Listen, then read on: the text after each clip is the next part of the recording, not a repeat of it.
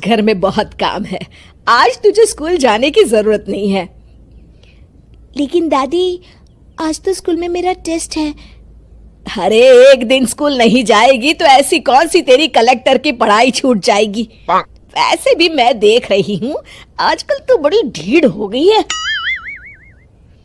अपनी दादी की बातें सुनकर बिंदु नाराज हो जाती है। तभी उसकी माँ कहती है, अरे बिंदु, इतनी छोटी बात पे मुंह फुलाने की क्या जरूरत है। दादी बिल्कुल सही कह रही हैं।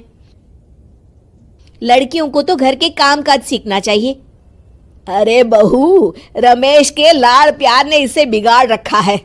कम से कम तू तो मेरी बात समझती है। अच्छा, मेरी पूजा का समय हो गया है, मैं पूजा करने जा रही हूँ।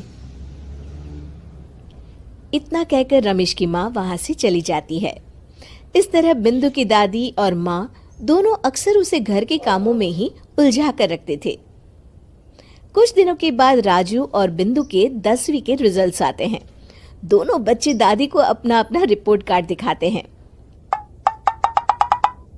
शाबाश मेरे लाल, तू तो बड़े अच्छे नंबरों से पास हुआ है। तभी बिंदु कहती है, दादी मैं भी अच्छे नंबरों से पास हुई हूँ। रमेश की माँ बिंदु को अनदेखा करते हुए कहती है, हाँ हाँ ठीक है, अभी यहाँ खड़ी क्या कर रही है, सुन लिया मैंने। जाकर मेरे लिए चाय बना कर लिया। बिंदु उदास होकर चाय बनाने किचन में चली जाती है। तभी राजू कहता है, दादी मैं क्रिकेट के कोचिंग सेंटर में एडमिशन लेना चाहता हूँ। अरे वाह राजू बेटा, ये तो तूने बड़ी अच्छी बात कही। तू कल ही अपना एडमिशन करा ले, जितनी भी फीस होगी मैं दे दूंगी। अरे एक दिन मेरा पोता विराट कोहली बनेगा। इस तरह अक्सर रमेश की माँ अपनी पोती बिंदु के साथ दुर्व्यवहार करती थी। कुछ दिनों के बाद रमेश की माँ और उसकी पत्नी दोनों सास बहू मिलकर राजू का एडमिशन अच्छे स्कूल में करवा देते हैं, लेकिन बिंदु का एडमिशन नहीं करवाते। इस बात से नाराज होकर बिंदु अपनी दादी से कहती है, लेकिन दादी मुझे भी आगे की पढ़ाई करनी है। अरे क्या करेगी आगे की पढ़ाई लिखाई करके, हैं? आज से ये पढ़ाई का भूत अपने दिमाग से उतार दे। इतना कहकर रमेश की माँ वहां से चली जाती है। उस दिन के बाद से बिंदु की पढ़ाई हमेशा के लिए छूट जाती है और उसकी दादी उससे घर के सारे काम करवाना शुरू कर देती है। इस तरह उसका सारा दिन घर के कामों में ही बीत जाता था। कुछ दिन बीत जाते हैं और एक दिन रमेश छुट्टियों पर घर आता है। बिंदु को घर के काम करते हुए देख उससे कहता है, अरे बिंदु बेटा, तुम स्कूल नहीं गई? पिताजी, दादी ने मेरा एडमिशन कराने से मना कर दिया है। वे कहती हैं घर पे रहकर घर के काम करना सीख।